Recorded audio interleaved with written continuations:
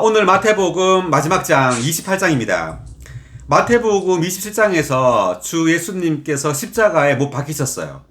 그래서 주님이 십자가에 못 박혀서 이제 죽으시기 전에 나의 하나님, 왜 나를 버리셨습니까? 이렇게 말씀하셨습니다. 그래서 하나님께서 십자가에서 예수님을 심판하셨어요. 그러므로 예수님께서 모든 인류의 죄를 다 짊어지시고 십자가에서 하나님의 심판을 받으신 겁니다. 그리고 지금 마태복음 28장에서 주님은 드디어 부활하십니다. 클라이막스입니다. 클라이막스. 절정인데 이 부활은 부활을 통하여 이제 하나님께서 어떻게 그분의 왕국, 천국을 가지고 오시는지를 마태복음 28장에서 계시하고 있습니다. 마태복음 28장 1절. 안식일이 지나고 그 주의 첫날 동틀 무렵에 막달라 여인 마리아와 다른 마리아가 무덤을 보려고 갔다. 안식일이 지나고 돼 있죠. 자, 이것은 옛 시대, 옛 창조가 지나갔다는 것을 의미해요. 자, 우리가 안식일이 그 창세기에 보면 제7일째죠. 사람을 여섯째 날에 창조하고 마지막 7일째 주님이 안식합니다. 그래서 안식일이 지났단 말은 옛 창조가 지나갔다, 끝났다는 걸 의미합니다. 주 예수님께서 십자가에서 죽으심으로 이제 옛 창조가 끝나고 그 주의 첫날, 이때 주라는 것은 위크입니다. 한 주, 두 주 할 때 주. 그 주의 첫날이라고 표현했습니다. 그러니까 주님이 부활했는 날을 그 주의 첫날이라고 말했는데, 우리가 일주일이 7일이죠. 그리고 그 다음 주가 시작되죠. 그죠? 그 다음 주의 첫날이 첫째 날이면서 여덟째 날이죠. 그래서 이 주님이 부활한 날이 그 다음 주의 첫째 날이에요. 그래서 여기 표현하기를 그 주의 첫날이라고 표현한 이유가 새 창조의 시작을 의미합니다. 주님의 부활은 이제 새로운 시대의 첫날, 시작을 가지고 왔습니다. 그래서 안식일이 지나고 옛 창조, 옛 시대가 지나가고 이제 새로운 시대, 주님이 부활함으로 그 다음 주죠. 첫 번째 주가 지나가고 그 다음 주, 첫날. 이것은 바로 첫 번째 주는 옛 창조를 가리키고요. 일주일은. 그 다음 주는 이제 새 창조를 가리킵니다. 그래서 주님은 부활을 통하여 이제 새 시대를 가지고 왔습니다. 아멘. 그 각주 읽어볼게요. 1절에 1번 각주 읽어주세요. 그리스도는 그 주의 첫날에 부활하셨다. 이것은 주님의 부활이 천국을 위하여 새 시대와 함께 새로운 시작을 가져왔다는 것을 의미한다. 네, 주님의 부활이 천국을 위하여 새 시대와 함께 새로운 시작을 가져왔다라는 의미입니다. 아멘. 그 주의 첫날이라는 그 표현이. 자, 그 다음 여기 그 막달라 여인 마리아는 7 귀신 들렸다가 이제 나간 그 마리아입니다. 그리고 다른 마리아는 예수님의 어머니 마리아입니다. 무덤으로 갔다. 2절. 보아라, 땅이 크게 진동하였는데 이것은 주의 천사가 하늘에서 내려와 무덤에 다가가서 돌을 굴려내고 그 돌 위에 앉았기 때문이다. 자, 여기 주의 천사가 나타나는데 이 천사가 나타날 때 땅이 크게 진동했습니다. 이 땅이 크게 진동했다는 것은 각주 2절 보니까 주님의 부활로 사탄의 반역의 기반인 땅이 흔들렸다는 것을 의미한다, 이렇게 되어 있습니다. 자, 그런데 주님의 천사가 하늘에서 내려와 가지고 무덤에 가 가지고 돌을 굴려냈습니다. 그죠? 자, 주님께서 계셨던 그 무덤에 돌을 굴려냈어요. 자, 왜냐하면 부활하신 주님이 무덤에서 나오기 위해서 굴려낸 게 아니에요. 굴려낼 필요가 없어요. 주님은 돌을 안 굴려내면 주님 못 나오나요? 그런 게 아니에요. 좀 이따 보게 되는데 이것은 사람들이 들어가서 예수님이 없다는 걸, 부활했다는 걸 확인하기 위해서 돌을 굴려낸 겁니다. 천사가. 네. 3절. 그 천사의 모양은 번개가 번쩍이는 것과 같고 옷은 눈처럼 희니 지키던 사람들이 그를 두려워하여 떨며 죽은 사람같이 되었다. 자, 지키던 사람들 누굴까요? 자, 66절을 보세요. 그 마태복음 27절에 66절에 보면 한번 읽어보실래요? 경비대. 예, 경비대죠. 그들이 가서 그 돌을 봉인하고 경비대를 세워 무덤을 굳게 지키게 하였다 돼 있죠. 왜냐하면 대제사장들하고 바리새인들이 그 총독한테 부탁을 했습니다. 주님께서 살아계실 때 부활한다고 했으니까 무덤을 좀 굳게 지켜달라고 3일 동안. 그래서 경비대를 세웠어요. 그래서 지금 28장 4절에 보니까 그 경비대원들입니다. 이 사람들이, 지키던 사람들이 그 천사를 보고 두려워서 떨며 죽은 사람같이 되었습니다. 그러니까 경비대원들이 봤다는 거죠. 천사들을. 돌을 굴려내는 장면을 봤어요. 5절, 그 천사가 여인들을 향하여 말하였다. 자, 천사가 경비대원들을 향해 말한 게 아니라 그 막달라의 여인 마리아와 또 다른 마리아한테 말한 겁니다. 두려워하지 마십시오. 나는 여러분이 십자가에 못 박히신 예수님을 찾고 있다는 것을 압니다. 그분은 여기에 계시지 않고 전에 말씀하신 대로 살아나셨습니다. 와서 누우셨던 곳을 보십시오. 이렇게 돼 있죠. 그래서 돌을 굴려냈으니까 아까 와서 누우셨던 곳을 보십시오. 없죠. 지금 주님의 시체가 없다는 거죠. 지금 부활했다는 겁니다. 7절, 또 빨리 가서 그분께서 죽은 사람들 가운데서 살아나셨다고 제자들에게 말하십시오. 보십시오. 그분께서 여러분보다 먼저 어디로 가십니다? 갈릴리로 가십니다. 자, 이 갈릴리가 굉장히 의미가 있습니다. 계속 읽어볼게요. 일단 거기서 여러분이 그분을 뵙게 될 것입니다. 보십시오. 내가 여러분에게 말하였습니다. 자, 이것은 지금 천사가 한 말입니다. 자, 천사가 말하기를 예수님께서 여러분보다 먼저 갈릴리로 간다고 말했습니다. 자, 이 갈릴리는 뭐와 대조되는가 하면요, 예루살렘과 대조됩니다. 우리가 주님을 만나려면요, 갈릴리로 가야 돼요. 부활하신 주님을 만나려면 어디로 가야 된다고요? 갈릴리. 자, 갈릴리로 가야 됩니다. 자, 갈릴리는 어떤 곳이냐면 멸시받고 천대받는 위치입니다. 아멘. 자, 우리가 부활하신 왕이신 주님을 만나려면 반드시 멸시받고 천대받고 낮은 위치에 있어야지만 주님을 만날 수 있어요. 아멘. 예루살렘에 있으면 안 됩니다. 아멘. 예루살렘은 존경받고 유명해지고 아주 높아지는, 그리고 자신을 과시하고 사람의 영광을 구하는 그런 곳이에요. 아멘. 우리는 예루살렘에 있어서는 안 되고 반드시 갈릴리에 있어야 됩니다. 아멘. 지도에서 보면요, 갈릴리하고 예루살렘은 굉장히 떨어져 있습니다. 지도를 한번 찾아볼게요. 뒤에 회복역 뒤에 지도가 있습니다. 보면 신약시대 고르칸 땅이라고 왼쪽에 써 있는데 지도 제일 위쪽에 찾으셨어요. 네. 신약시대 고르칸 땅. 저 밑에 부분에 보면 유대라고 돼 있고, 유대 약간 중간에 보면 예루살렘 찾으셨어요? 네. 지도 밑에 예루살렘 있죠. 자, 예루살렘이 여기 있고 그쪽 올라가니까 갈릴리 보이죠? 네. 큰 글씨로 갈릴리, 제일 위쪽 보니까 갈릴리, 중간에 보라색으로. 예, 갈릴리 고 리자 고 왼쪽 보니까 나사렛 있죠. 나사렛. 네.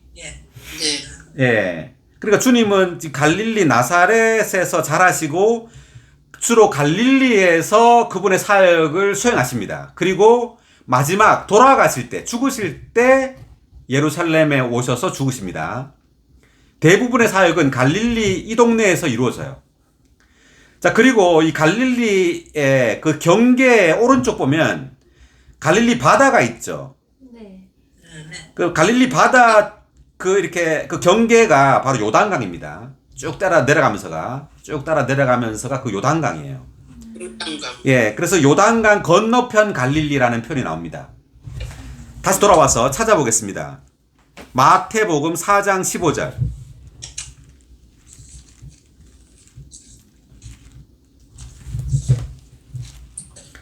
찾으신 분 읽어주세요. 수불론 땅과 납달리 땅, 해변길, 요단강 건너편, 이방인의 갈릴리야. 네. 요단강 건너편 이방인의 갈릴리 이렇게 나오죠. 요단강은 지금 우리가 구약에 보면 좋은 땅, 가나안 땅에 가려면 어느 강을 건너야 되죠? 요단강을 건너야 되죠.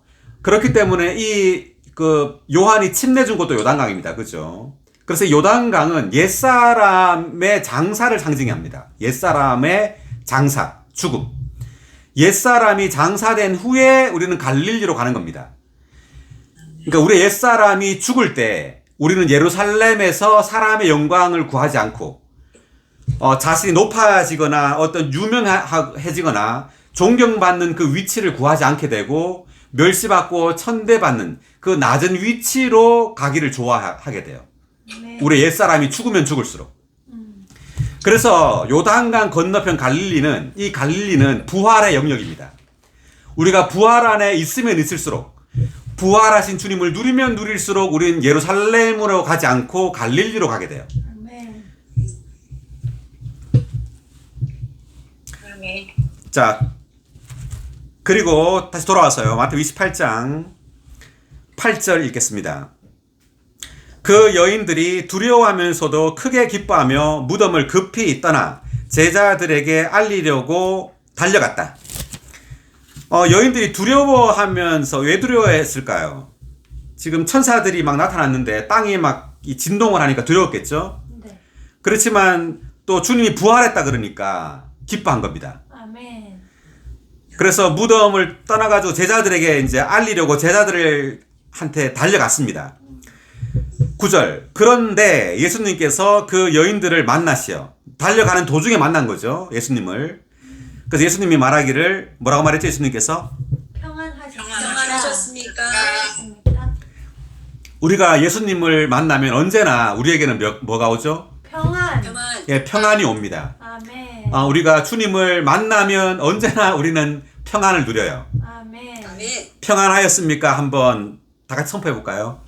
평안하였습니까? 예, 평안하였습니까? 우리가 성도들을 만날 때 이렇게 인사하면 좋겠습니다. 평안하였습니까? 예, 그 말은 네, 주님 안에서 평안했느냐는 말이죠. 아멘. 평안하였습니까? 라고 하시니 여인들이 다가와 발을 붙잡고 그분께 경배하자 예수님께서 그들에게 말씀하셨다. 두려워하지 마십시오. 가서 내 형제들에게 갈릴리로 가라고 알려주십시오. 거기에서 그들이 나를 볼 것입니다. 또 갈릴리 나왔죠. 자, 내 형제들에게라고 했는데 내 형제들 형광펜입니다. 여기서 주 예수님은 여러분의 형제들에게 가라고 한 것이 아니라 주님 자신, 내 형제들이라고 말했습니다. 그죠? 네. 자, 이것은 주님께서 죽고 부활하심으로 이제 그 주님의 생명이 제자들에게 들어갔다는 것을 의미합니다. 그래서 제자들이 바로 예수님의 형제가 된 거예요. 아멘. 우리가 요한복음 20장 17절을 찾아보겠습니다.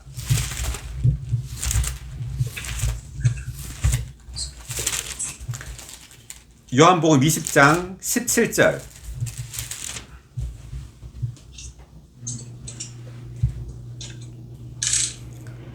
읽어볼까요? 예수님께서 마리아에게 말씀하셨다.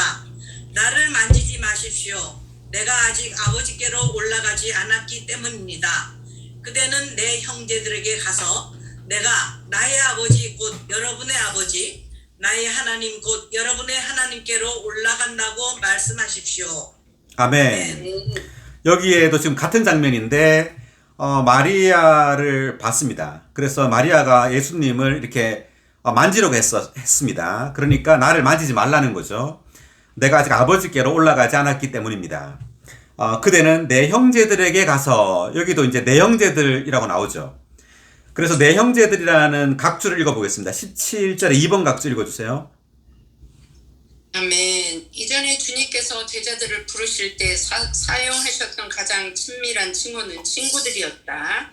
그러나 부활하신 후에 그분은 그들을 형제들이라고 부르기 시작하였는데 이것은 요한복음 12장 24절에서 가리키는 대로 그분의 부활을 통하여 생명을 나눠주는 주님의 죽음을 위해 해방된 신성한 생명으로 제자들이 거듭났기 때문이다. 네, 여기까지 읽을게요. 그래서 주님의 죽음에 의해서 해방된 그 신성한 생명으로 제자들이 거듭났기 때문에 이제 제자들을 주님의 그 형제들이라고, 내 형제들이라고 부르는 겁니다. 같은 생명을 가진 거죠, 이제. 아멘. 주님과 같은 생명을 제자들이 가졌기 때문에 형제라고 부르는 겁니다. 자, 우리도 교회 생활하면서 그 지체들을 형제라고 부르죠. 왜냐하면 같은 생명을 가졌기 때문에. 우리는 한 아버지 아래 같은 형제들이죠. 그래서 우리는 하나님을 아버지로 가진 같은 형제들입니다. 그래서 내 형제들이라고 부른 겁니다. 다시 돌아와서 방금 10절 읽었는데, 자, 내 형제들에게 갈릴리로 가라고 알려주십시오. 거기에서 그들이 나를 볼 것입니다. 그래서 우리가 어디로 가야 된다고요? 갈릴리. 갈릴리. 네, 우리의 존재가 갈릴리로 가야 됩니다. 우리가 어떤 장소를 갈릴리로 가는 게 아니라 우리의 존재가 낮고 비천하고 천한 위치에 머물러 있어야 됩니다. 아멘. 사람들에게 존경받는 그러한 위치에 머물러 있지 말고. 아멘. 아멘. 그 다음 11절. 여인들이 가는 동안 경비대원 몇 사람이 성 안으로 들어가서 일어난 모든 일을 대제사장들에게 보고하였다. 여기에 여인들이 이제 가는 동안이라는 것은 제자들에게 가는 동안입니다. 제자들에게. 가다가 예수님을 만났죠. 그래서 예수님을 만나는 장면까지 본 것이 아니에요. 이 경비대원들은. 다만 제자들에게 여인들이 가는 동안 경비대원들은 이제 누구한테 갔느냐면 대제사장에게 간 겁니다. 그래서 일어난 모든 일을 대제사장에게 보고했죠. 그러면 이 경비대원들이 아까 본 게 뭐였냐면 천사들이 돌을 굴려내는 걸 본 겁니다. 그래서 막 지진이 나고 천사들이 돌을 굴려내는 걸 보고 또 그 천사들이 여인들에게 그 주 예수님께서 죽은 자 가운데 살아나셨다고 말하는 것을 들었을 거예요. 이제 그러한 일들을 지금 대제사장한테 보고했습니다. 자, 그랬더니 12절. 그러자 대제사장들은 장로들과 함께 모의한 후에 군인들에게 돈을 많이 주며 말하였다. 여러분은 그의 제자들이 밤에 와서 우리가 잠든 사이에 그를 훔쳐갔습니다 라고 말하시오. 지금 이 두 종류의 사람이 전부 다 이상한 사람들인데, 지금 경비대원들도 천사들이 나타나서 돌을 굴려내고 주님이 죽은 자가 살아났다는 것을 다 들었는데도 돈을 받고 지금 이렇게 거짓말 한 거예요. 그리고 지금 대제사장들과 장로들도 지금 군인들에게 돈을 주면서 잠든 사이에 훔쳐갔다고 거짓말 하는 거죠. 굉장히 이상하죠. 자, 우리 같으면 어때요? 이게 굉장히 놀라운 일이 발생했는데, 주님이 정말 부활했는데, 이걸 가지고 지금 돈을 받고 거짓말을 하는 상황입니다, 이게. 그런데 지금 우리가 현 시대에서도 마찬가지예요. 현 시대에서도 이 시대 사람들은 영적인 이러한 어떤 일들, 그 하나님에 관한 일들을 가지고 이 세상의 어떤 돈과 막 바꾸고 있죠. 뭐 교회를 사고 판다든지 정치와 어떤 연합한다든지. 그래서 이 영적인 하나님에 관련된 일들을 이렇게 지금 돈을 주고 받으면서 이것을 속이고 또 거짓되게 이렇게 거짓말을 한다는 거죠. 자, 14절 읽겠습니다. 만일 이 말이 총독의 귀에 들어가더라도 우리가 그를 설득하여 여러분에게 아무 염려가 없게 하겠소. 이 말이라는 건 13절에서 그의 제자들이 밤에 와서 우리가 잠든 사이에 예수님을 훔쳐갔습니다 라는 이 말입니다. 이 말이 총독의 귀에 들어가더라도 아무 염려가 없게 하겠다. 그러니까 총독이 너희들이 잠들었는데 훔쳐갔다고 이렇게 책망할 수 있겠죠.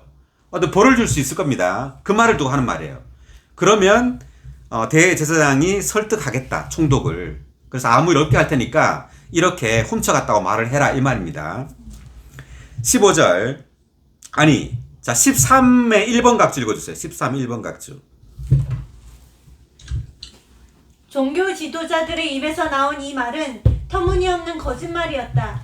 그것은 그들의 종교가 극히 수준 낮고 거짓되다는 것을 가리킨다. 네. 종교가 극히 수준 낮고 아주 거짓되다는 것을 가리킨다. 아멘. 자, 그 다음 15절. 군인들이 돈을 받고 지시대로 하였으며 이 말이 오늘날까지도 유대인들 가운데 널리 퍼져 있다. 자, 그 다음 16절 읽겠습니다. 11 제자가 갈릴리로 가서 예수님께서 지시하신 산에 이르러, 주님이 갈릴리에서 본다 그러면 갈릴리로 간 겁니다. 가서 예수님께서 지시하신 산이라고 했죠. 그래서 이것은 갈릴리에 있는 어떤 산인 것 같은데, 산에서 지금 제자들을 만났다는 것은 이 땅, 이 세상보다 높은 어떤 곳에서 주님을 만날 수 있는 겁니다. 그래서 지금 여기에 사는 우리의 영입니다. 우리는 우리의 영 안에서 주님을 만날 수 있어요. 아멘. 반대로 우리는 육체에 속한 세상에서는 주님을 만날 수 없습니다. 아멘. 아멘. 부활하신 이 왕이신 그리스도는 우리의 영 안에서 만날 수 있습니다. 아멘. 아멘.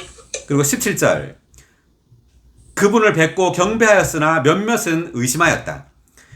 지금 12제자 중에 11제자가 주를 만났죠. 나머지 한 명은 누구예요? 가롯 유다. 유다. 아마 예, 가룟 유다입니다. 유다는 죽었죠.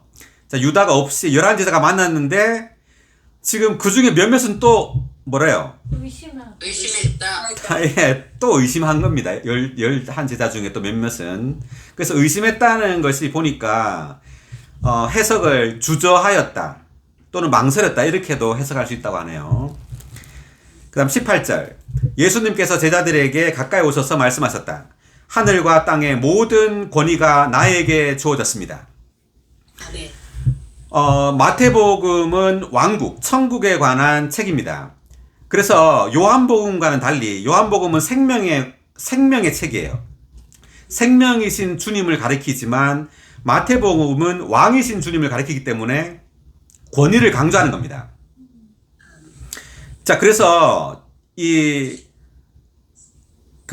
하늘과 땅의 모든 권위가 주님께 주어졌는데 여기에 관한 구절을 한번 찾아보겠습니다. 사도행전 2장 36절.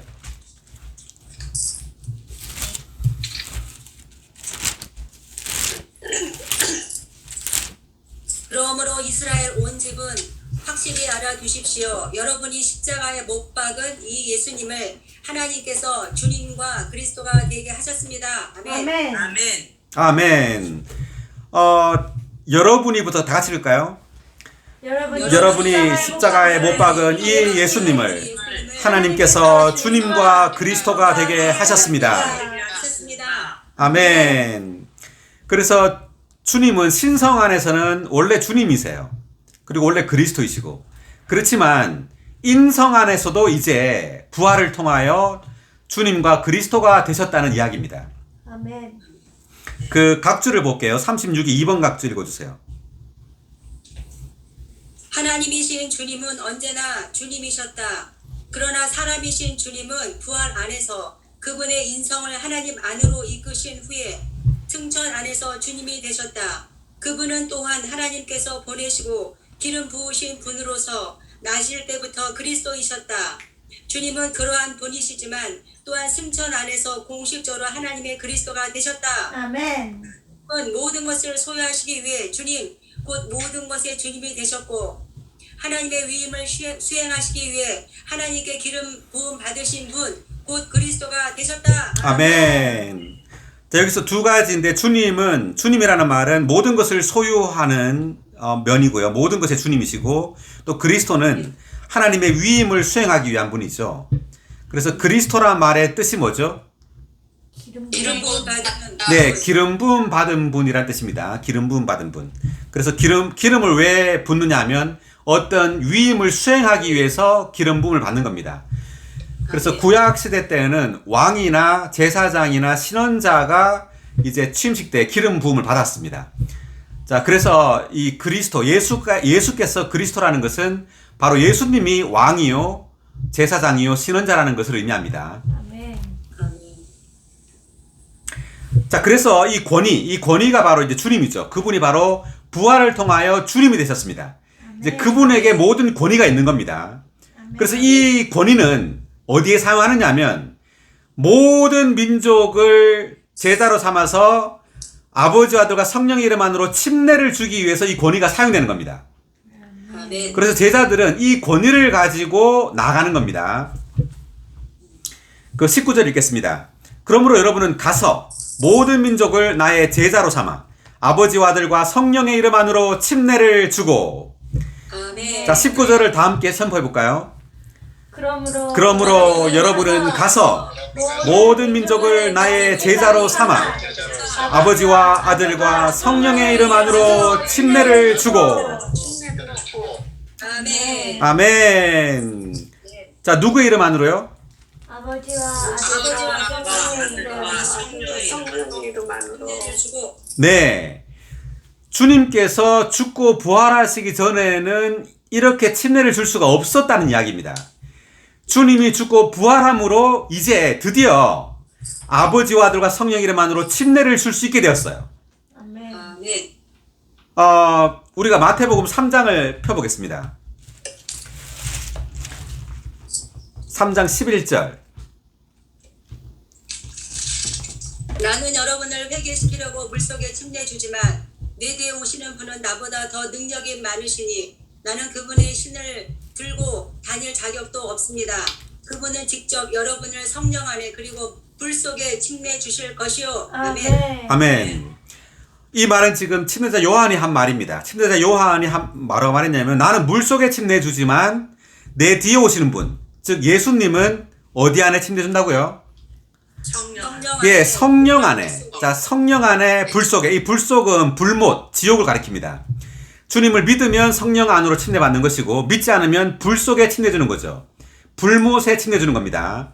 그래서 이 성령 안에 침례 준다고 했는데 이제 주님은 마태복음 드디어 28장에서 성령 안에 침례를 주게 된 겁니다. 아멘. 주님이 죽고 부활하심으로 이제 부활하신 그리스도 안으로 침례를 주는 거예요. 그래서 죽고 부활하신 이 그리스도가 바로 다만 그리스도 아들이실 뿐만 아니라 삼일 아버지 아들 성령이라는 것을 계시합니다.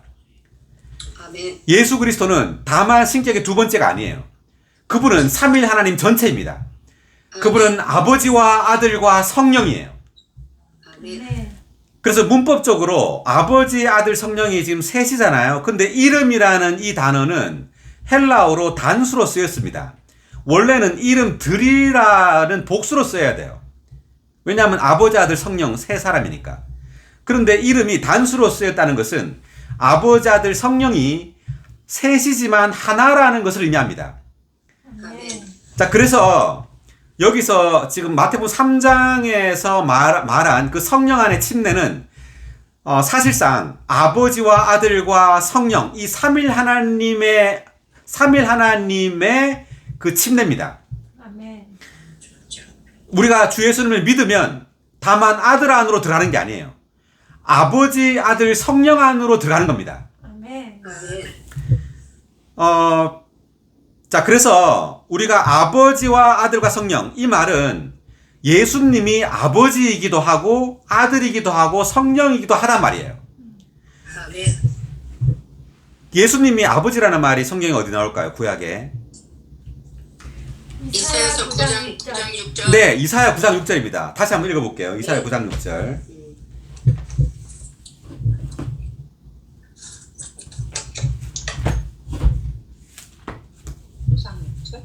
네, 이사야 9장 6절 읽어보세요.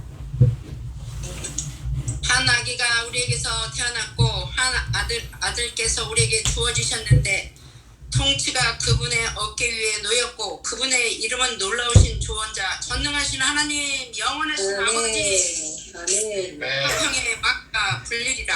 아멘. 예, 다 같이 한번 다시 읽어볼까요? 한 아기가 우리에게 태어났고 한 아들을 우리에게 주어주셨는데 통치가 그분 어깨 위에 놓였고 그분의 이름은 놀라우신 조언자 전능하신 하나님 영원하신 아버지 화평의 왕이라 불리리라. 화평의 막가 불리리라. 네, 지금 이렇게 이사야가 예언을 했습니다. 한 아기가 태어나는데 이 아기가 누구냐면 전능하신 하나님이에요. 아멘. 그리고 한 아들을 우리에게 주신 바 되었는데 이 아들이 누구냐면 영원하신 아버지입니다. 그래서 지금 이 예수님, 이 아들이 또한 아버지라는 것을 계시하고 있는 겁니다. 이사야서 9장 6절이. 그리고 예수님이 또한 성령, 그 영이라는 것을 우리가 어디서 볼 수 있냐면요. 신약성경 고린도후서 3장 17절. 고린도후서입니다. 3장 17절. 더구나 주님은 그 영이십니다. 주님의 영께서 계신 곳에는 자유가 있습니다. 아멘. 아멘. 다시 읽어볼까요? 더구나 주님은 그 영이십니다. 주님이신 그 영께서 계신 곳에는 자유가 있습니다. 주님은 그 영이십니다. 주님은 예수님을 말하고 있습니다. 여기서 예수님이 그 영이라고 말하죠. 자, 그렇기 때문에 바로 이 아들이신 예수님이 또한 성령 그 영이시라고 말하고 있습니다. 지금 바울이. 자, 그리고 18절도 읽어보겠습니다. 18절 다 같이. 그러나 우리 모두는 너울을 벗은 얼굴로 거울처럼 주님의 영광을 바라보고 반사함으로써 그분과 동일한 형상으로 변화되어 영광에서 영광에 이릅니다. 이것은 주 영에서 비롯됩니다. 주 영이란 말이 나오죠. 자, 영어로는 Lord Spirit입니다. Lord Spirit. 그러니까 주와 영이 복합된 칭호입니다. 그러니까 주라고 할 때는 이 아들을 말하는 거고요. 영이라고 할 때는 바로 신격의 세 번째인 그 영입니다. 그래서 주님께서 이 예수님께서 바로 그 영이시라는 것을 말하고 있습니다. 그리고 고린도전서 몇 장일까요? 마지막 아담은 생명 주신 영이 되었습니다. 15장 뭐라고요? 15절. 네, 15장 45절 예, 후반부 읽어보세요. 후반부 마지막부터. 마지막 아담은 생명 주시는 영이 되셨습니다. 네, 마지막 아담 누구예요? 마지막 아담이 그리스도. 네, 예수 그리스도죠. 지금 바울은 예수님을 마지막 아담이라고 표현했습니다. 왜냐하면 예수님께서 아담으로, 즉 옛사람으로 십자가에서 못 박혔기 때문이에요. 옛사람을 종결했기 때문에 주님이 바로 십자가에서 마지막 아담이신 겁니다. 아멘. 옛사람을 끝낸 거죠, 십자가에서. 아멘. 그래서 아담, 마지막 아담으로 십자가에 죽으시고 부활하셔서 생명 주시는 영이 되신 겁니다. 아멘. 자, 그래서 이런 구절들을 통해서 우리가 예수님, 바로 신격의 두 번째인 예수 아들 예수 그리스도께서 아버지이시자 아들이시자 성령이라는 것을 알 수 있습니다. 아멘. 그래서 지금 다시 돌아와서 마태복음 28장 19절에서 이제 그 하늘과 땅의 모든 권위를 가지고 우리는 모든 민족을 제자로 삼아서 어떻게 된다고요? 아버지와 아들과 성령을 네, 아버지와 아들과 성령의 이름 안으로 침례를 준다라는 말은 뭐냐면은 바로 아버지와 아들과 성령이 그 침례의 실제라는 것을 의미합니다. 아멘. 바로 그 물의 실제예요. 그래서 아버지와 아들과 성령 안으로 이 잠기는 것이 바로 침례의 실제입니다. 아멘. 아멘. 그래서 침례자 요한은 물에 침례를 줬죠. 그렇지만 이제 주님은 죽고 부활했기 때문에 이제는 우리는 사람들을 어디 안으로 침례줘야 되죠? 삼일 하나님. 하나님 안으로 아버지와 네, 삼일 하나님 안으로 아버지와 아들과 성령 안으로 침례줘야 됩니다. 아멘. 아멘. 우리는 사람들에게 복음을 전해서 이제 사람들로 하여금 이 신성한 삼일성 안으로 매일매일 잠기게 해야 돼요. 아멘. 말씀을 우리가 그들에게 전할 때 그들은 이 아버지와 아들과 성령의 그 인격, 그 이름이 바로 인격입니다. 그분의 그 실제죠. 그래서 아버지와 아들과 성령의 그 실제 안으로 우리는 매일매일 잠겨야 돼요. 아멘. 우리가 주님의 이름을 부를 때도, 성경을 읽을 때도, 찬송할 때도 우리는 아버지와 아들과 성령의 그 인격 안으로 매일매일 잠기고 있는 겁니다. 아멘. 아멘. 그럴 때 우리는 왕국 백성, 그 천국의 실제를 가진 왕국 백성이 되는 거예요. 아멘. 아멘. 이것을 지금 아버지, 아들, 성령이라고 했는데 이것을 구약에 보면요. 아브라함과 이삭과 야곱의 하나님이란 말이 나옵니다. 그죠? 자, 이것을 찾아보겠습니다. 출애굽기 3장 16절.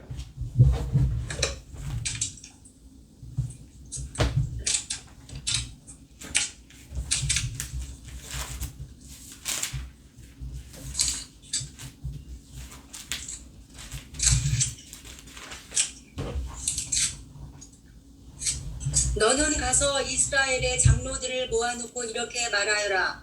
여호와 여러분 내 조상의 하나님 곧 아브라함과 이삭과 야곱의 하나님께서 나에게 나타나시어 내가 분명히 너희에게 찾아왔고 너희가 이집트에서 무슨 일을 겪고 있는지 보았다. 아멘. 아멘. 여기 보니까 여호와 여러분의 조상의 하나님 곧 아브라함과 이삭과 야곱의 하나님이라고 말하죠. 그래서 여기서 아브라함, 이삭, 야곱의 하나님이란 말은 그분이 이 삼일 하나님이심을 암시하고 있는 겁니다. 지금 여기서 아브라함의 아들이 이삭이죠. 이삭의 아들이 야곱입니다. 그죠? 그래서 아브라함은 아버지 하나님을 상징하고, 그리고 이삭은 아들 하나님을 상징하고요. 그리고 야곱은 성령 하나님을 상징하는 겁니다. 그래서 아버지 하나님은 그 근원이죠. 그리고 아들은 바로 표현이고, 그리고 성령은 전달입니다. 특별히 이제 구약에서 이렇게 아브라함과 이삭과 야곱의 하나님이라고 이렇게 말을 한 이유는 뭐냐면, 이 지금 창세기에 보면 아브라함과 이삭과 야곱의 이야기가 창세기 이야기인데, 이것은 이 세 사람은 사실 한 사람의 세 방면이에요. 그래서 우리가 아브라함과 이삭과 야곱의 하나님을 체험해야 됩니다. 아멘. 그러니까 우리는 하나님을 우리의 근원으로서 체험해야 돼요. 아멘. 우리가 시작해서는 안 되죠. 하나님이 시작하셔야 됩니다. 그분이 근원이기 때문에. 그리고 이 이삭은 우리는 모든 것을 하나님으로부터 받아서 누려야 된다는 것을 의미합니다. 아멘. 그리고 야곱은 성령의 징계입니다. 야곱은 많은 다름을 받죠. 그래서 우리도 마찬가지예요. 우리도 일생을 살면서 가정에서나 직장에서나 사회에서나 많은 어려움들을 당하게 됩니다. 이것이 바로 성령의 징계입니다. 이러한 성령의 징계가 왜 필요하죠, 우리에게? 변화. 네, 변화입니다. 우리를 변화시키고 성숙하기 위해서 이런 야곱의 하나님, 이런 성령의 이런 역사가 필요한 것이죠. 아멘. 그래서 아브라함과 이삭과 야곱의 하나님을 체험함으로 우리는 하나님의 이스라엘이 돼요. 아멘. 아멘. 하나님의 이스라엘. 그 이스라엘이 야곱의 이름이 이스라엘로 바뀌잖아요. 그래서 결국 야곱의 그 후손들로 이루어진 백성들이 이스라엘 백성들이죠. 그래서 지금 이스라엘이 지금 지금 야곱의 이름을 따서 이스라엘이라고 부르잖아요. 그죠? 그래서 우리가 아브라함과 야곱과 이삭과 야곱의 하나님을 체험함으로 우리는 하나님의 이스라엘, 즉 하나님의 왕국 백성이 된다는 이야기입니다. 아멘. 지금 갈라디아서 6장 16절을 찾아보겠습니다. 갈라디아서 6장 16절.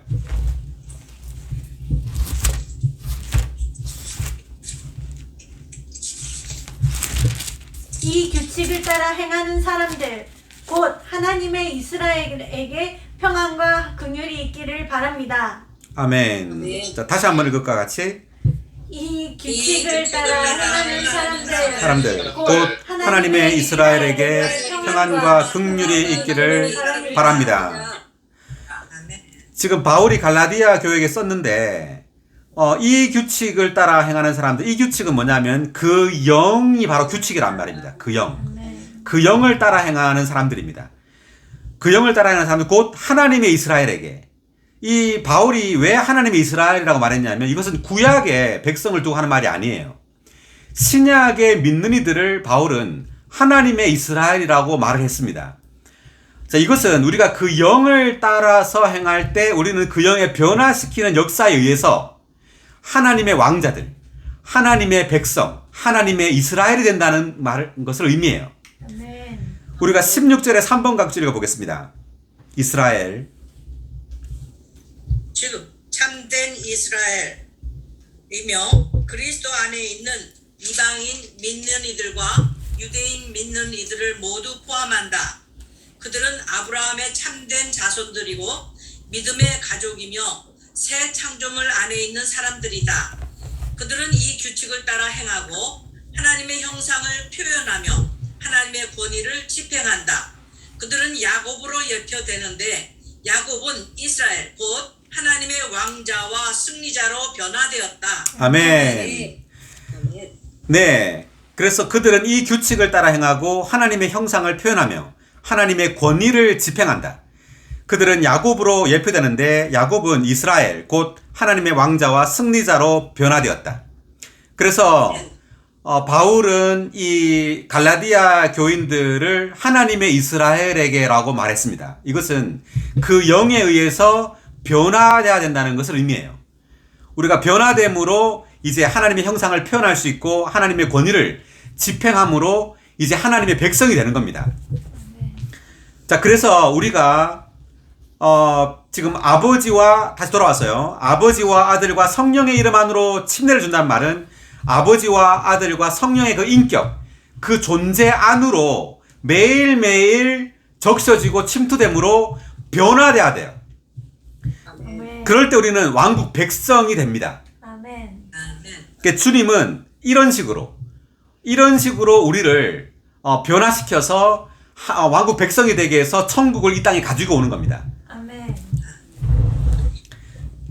자, 19절에 마태복음 28장 19절에 6번 각주 읽어보시겠습니다. 6번 각주. 기억하면 잠기게 하고 침례는 회개한 사람들이 그들의 옛 생명을 끝내고 그리스도의 새 생명으로 발화됨으로써 옛 상태에서 벗어나 새로운 상태 안으로 들어가 왕국 백성이 되는 것이다. 침례자 요한의 첨가하는 사역은 다만 물러주는 예비 단계의 침례로 시작되었다. 이제 하늘의 왕은 이 땅에서 그분의 사역을 성취하시고 죽음과 부활의 과정을 통과하시고 생명 주시는 영이 되신 후 제자가 된 사람들을 삼일 하나님 안으로 침례를 주라고 그분의 제자들에게 명령하셨다. 이 침례는 물로 하는 보이는 방면과 성령으로 하는 보이지 않는 두 방면이 있다. 보이는 방면은 보이지 않는 방면의 표현이요 증거이고 보이지 않는 방면은 보이는 방면의 실제이다. 네, 여기까지 하겠습니다. 자, 그래서 이 침례는 보니까 옛 생명이 끝나고 이제 새 생명으로 다시 싹 트게하고 다시 태어나는 거죠.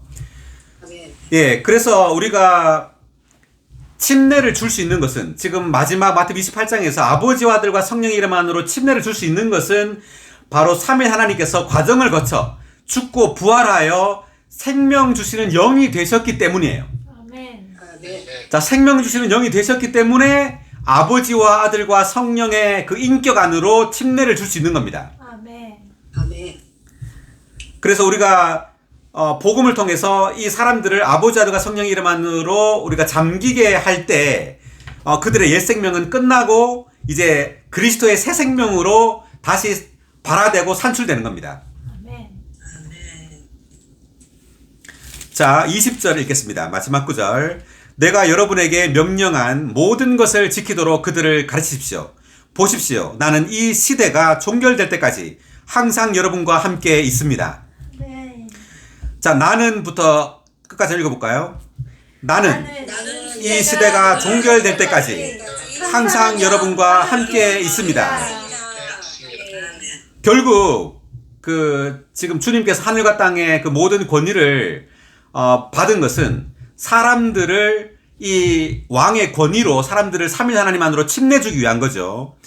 침례줌으로 이제 어떻게 하겠단 말이에요. 이 시대를 종결하겠단 말입니다. 아멘. 이 시대를 종결하고 왕국 시대를 가지고 오겠단 말이에요. 그래서 이 시대가 종결될 때까지, 자, 이 시대, 즉 3년 반의 대환난 후에 주님이 이제 오시는 거죠. 그때 이제 이 시대가 종결되는 겁니다. 종결되고 이제 천년왕국이 왕국 시대가 도래하게 되는 거죠. 그래서 왕국 시대가 오게 하기 위해서 이제 주님은 하늘과 땅의 모든 권위를 가지고 이제 사람들을 아버지와 아들과 성령의 그 인격, 그 존재 안으로 사람들을 잠기게 해서 이제 사람들을 왕국 백성이 되게 하여 이 시대를 종결하겠다는 겁니다. 아멘. 그래서 왕국을 가지고 오겠다는 거죠. 아멘. 아멘. 할렐루야! 할렐루야. 예, 나는 이 시대가 종결될 때까지 항상 여러분과 함께 있습니다. 아멘. 아멘. 자, 이것이 바로 임마누엘이죠. 네. 예, 주님이 마태복음 1장 23절에서 주님의 이름을 임마누엘이라 부를 것이다 이렇게 말하죠. 그래서 임마누엘의 뜻이 뭐죠? 우리와 함께 하나님과 하시는 함께 하나님. 하신다. 우리와 함께 하신다. 항상 여러분과 함께 있습니다. 예, 영어로 하면 God with us입니다. God with us. 우리와 함께 계시는 하나님. 그래서 하나님이 항상 우리와 어떻게 함께 있느냐 하면 우리가 삼위 하나님 안으로 잠김으로 침례받음으로 하나님은 항상 우리와 함께 계세요. 아멘. 언제까지? 이 시대가 종결될 때까지. 종결까지 예, 반드시 주님은 이 시대를 종결해야 합니다. 아멘. 반드시 왕국 백성, 천국의 실제를 사는 사람들을 반드시 가지고 와야 돼요. 아멘. 예, 그것을 위해서 매일매일 우리는 사람들을 아버지와 아들과 성령의 그 실제 안으로 매일매일 잠기게 해야 합니다. 아멘. 네. 자, 이상으로 마태복음 28장을 마치고요. 다음 시간에 요한복음 1장을 하도록 하겠습니다. 수고하셨어요, 이때까지. 다음 주에 또 뵙겠습니다. 아멘. 할렐루야. 아멘. 할렐루야.